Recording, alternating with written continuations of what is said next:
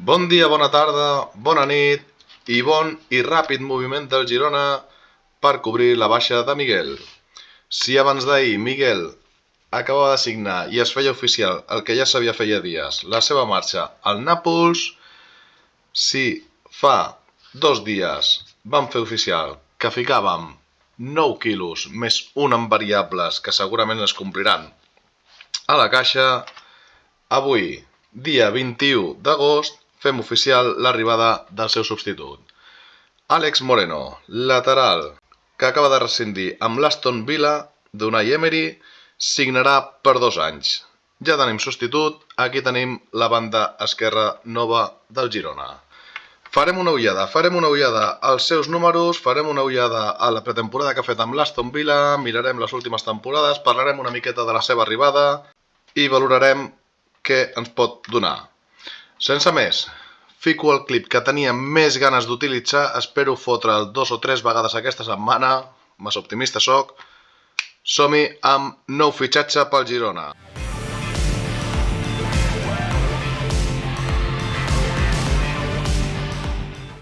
Doncs vinga, som-hi, parlarem d'Àlex Moreno.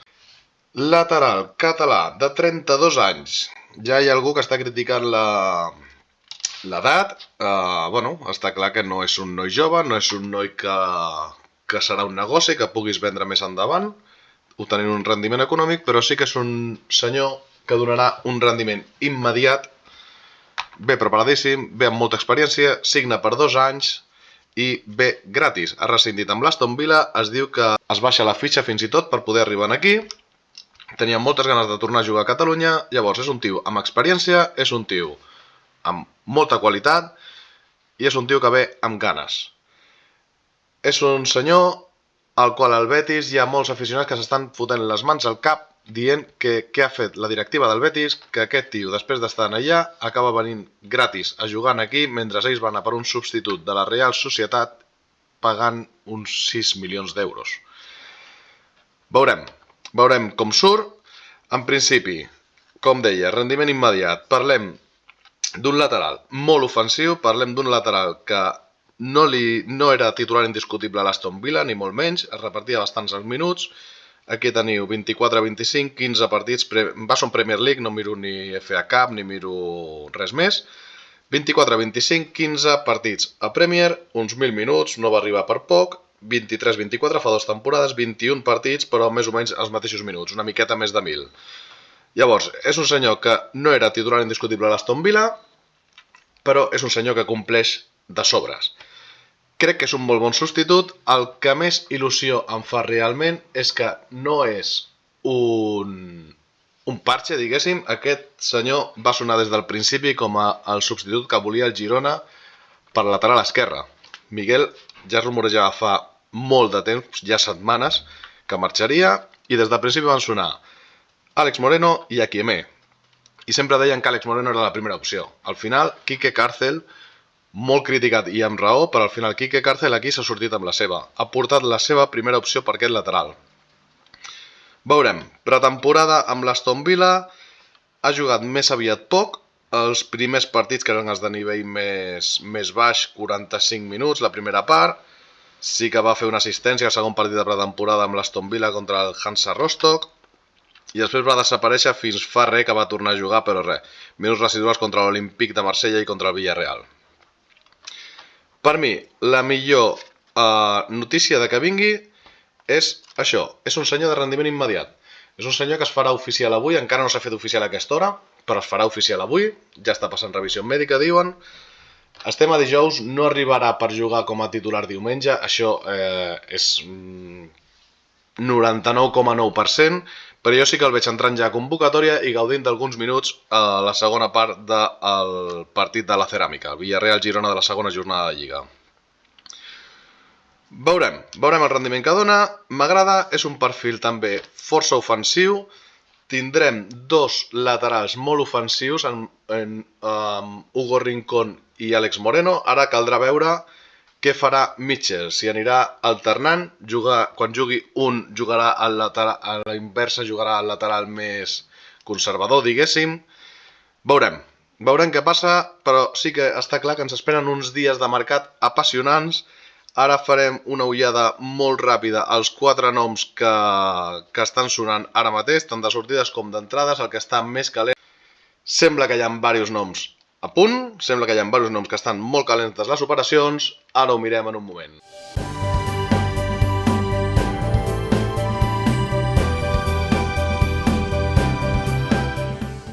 Vinga, som-hi amb rumors, som-hi amb el que s'està coent, amb els noms que estan sortint por ahí, Twitter, sobretot em baso jo, és on soc més actiu. I vinga, el primer que diré és que això, la majoria és opinió personal, informació i exclusives als periodistes, que són els que tenen accés a informacions. Aquesta gent sí que se'ls ha de seguir, sí que se'ls ha d'escoltar i se'ls ha de buscar la informació en ells.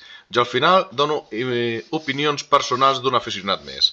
Començo per Sadik. Sadik, jo crec que això ha sigut un moviment de la Real Sociedad per intentar abaratir a Yangel Herrera. La Real Sociedad vol Yangel Herrera i ens ha volgut ficar aquí el senyor Umar Sadik.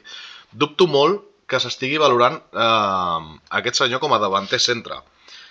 Dubto molt perquè es parlava de que el Girona tenia noms de nou tops i Umar Sadik no és un nou top. Ho era a l'Almeria, a segona divisió aquest tio era el puto crack, era el que ho estava rebentant tot. A nosaltres ens va vacunar més d'una vegada i en aquell moment sí que era un tros de davanter. Després de la lesió a l'arribada a la Real Sociedad no ha tornat a ser el mateix i no el consideraria un nou top. Veurem com queda. Jo per mi això simplement és un moviment de la Real Sociedad també per apretar el València, que vol la seva cessió, i simplement quedarà en això, en un rumor tret interessat per part dels bascos. Continuem amb noms propis, continuem amb Solís. Solís es diu que hi ha hagut interès de l'Oporto, si no recordem malament, no sé si va ser a l'hivern o a l'estiu passat, inclús a l'última hora, no me'n recordo. Va sonar que hi havia una opció de sortir cedit en allà, amb una opció de compra molt elevada, i no es va acabar fent. Es veu que tornen amb interès per ell. Jo, sincerament, Solís, no crec que hi hagi gaire gent d'acord amb mi, però jo Solís, una venda no la veuria, a menys que recuperis tot o inclús guanyis una miqueta més d'aquells, diria que 5 quilos que es va pagar per ell en el seu moment. Jo crec que Solís necessita una sessió. Jo a mi el que m'agradaria és una sessió a segona, que jugui molts minuts, que jugui molts partits i veure quina evolució té. Dit això, em penso que li queden 2 anys de contracte. Si ve algú i et pots recuperar el que vas invertir per ell, doncs vinga, benvingut sigui, va ser una aposta que no ha sortit, doncs adeu, bon vent i barca nova, que diuen. Continuem, ara ja passo una miqueta a entrades. Entrades està sonant ara, després de la primera jornada de Gazzaniga, està sonant Iñaki Peña, cedit del Barça. M'agradaria, és un molt bon porter, però mirant a futur m'agrada més l'opció aquella que es va parlar d'Arnau Tenas, del Paris Saint-Germain, que és jove i aquest sí que es veu que vindria en propietat. O sigui, l'opció que s'estava barallant, o que es parlava que s'estava mirant, era d'obtenir-lo en propietat. Això sí que seria interessant, és un porter jove, tots dos són joves, Iñaki Peña segurament és millor porter, però clar, pensant en el futur del club, jo preferiria que vingui l'Arnau Tenas en propietat a que vingui Iñaki Peña cedit, només perquè ara mateix el Barça té sobreestoc de porters i necessita treure-se'l de sobre. Veurem com va.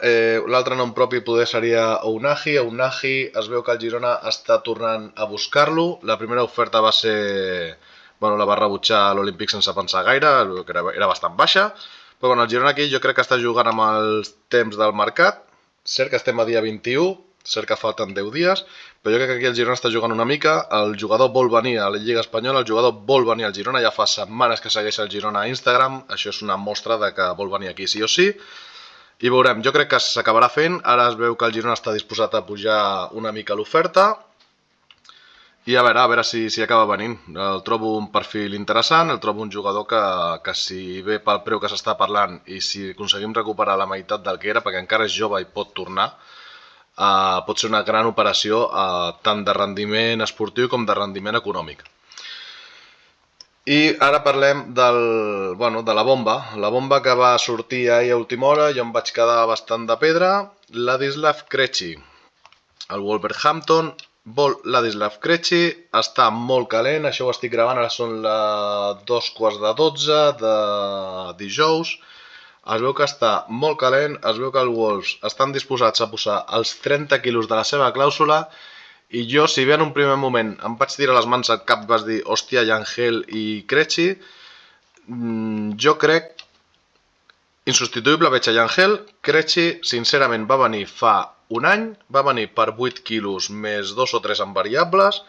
Si en un any li treus el rendiment, perquè l'any passat va ser dels millors defenses, per no dir el millor defensa de l'equip, i a més te paguen, ja no em posen els 30 de la clàusula, això al final jo crec que no arribarà, però bueno, si fan una oferta de 25, jo crec que Krejci està ben venut. Tu agafes 25 per Krejci, te'n vas a per Mika Marmol, que penso que és el nom que a tothom ens ha vingut al cap quan va sonar allò de Krejci. Mika Marmol són 10 quilos de rescisió. Agafes 25 per Krejci, fitxes a Mika Marmol, dones 8-9 per a Unahi i encara et queden 5 aproximadament per sumar els 9 de Miguel, que encara no els has gastat perquè Alex Moreno ha vingut gratis, i estàs fotent en uns 15 quilos si li poses una miqueta més, que pasta hi ha d'haver de les entrades de Champions, de tota la participació de Champions, de televisions i de més. Pots tenir uns 20 quilos per portar un molt bon davanter, Per 20 quilos ja, ojo, que ja comença a quadrar el tema de davanter top. Veurem, tot això com us deia al principi, opinió personal, informació jo tinc la que tenim tots, el que es va llegint per Twitter, que de vegades ens colen algun bulo, de vegades hi ha informacions que són certes i no ens la creiem. Bueno, veurem com acaba. El que sí que és cert és que ens esperen uns dies molt moguts, estem a dijous, diumenge juguem a la Ceràmica el segon partit de Lliga, i a veure si hi ha alguna sorpresa més. Sembla que la sortida de Krejci està al caure, i veurem si això accelera la resta d'operacions. Veurem. Fins aquí deixo el programa d'avui, fins aquí arriba els cunyats de Montilivi.